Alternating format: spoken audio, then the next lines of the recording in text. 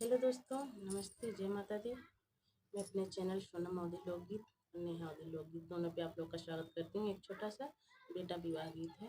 तो बहुत छोटा, बहुत प्यारा बेटा विवाह गीत है। आप लोग सुनिएगा और कमेंट बॉक्स में ज़रूर बताइएगा कि हमारा गीत कैसा लगा। हमारा गीत अच्छा लगा तो हमारे चैनल को लाइक, सब्सक्राइब, शेयर ज़रूर करिएगा। तो चलिए सुनते हैं। कहाँ गया बाबा लमगाई लईची, अरे लमगाई लईची, अरे कहाँ गया फूलवारी रे लालनवा, अरे कहाँ गया फूलवारी रे लालनवा,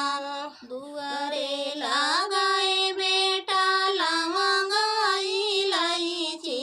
अरे लमगाई लईची, अरे बगिया लगाए फूलवारी रे लालनवा,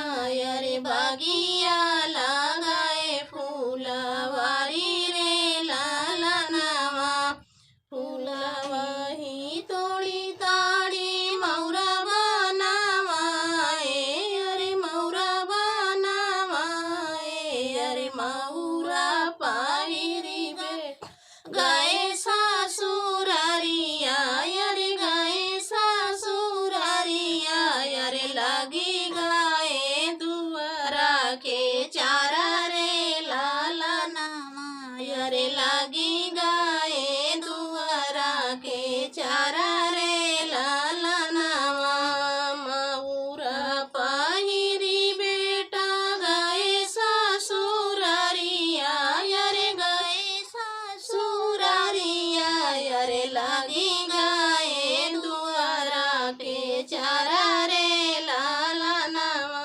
अरे लगी गए दुआरा के चारा रे लालनवा, सबाही निहारैया रतिया भारतिया,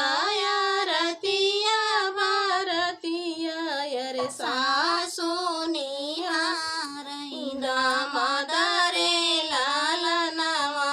अरे सासु निहारई दामाद रे लालनवा,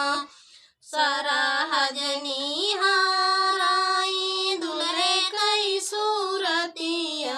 अरे दुल्हे कई सूरतिया, अरे दानवाए माई के कोखरे लालनवा, अरे दानवाए माई के कोखरे लालनवा, सखिया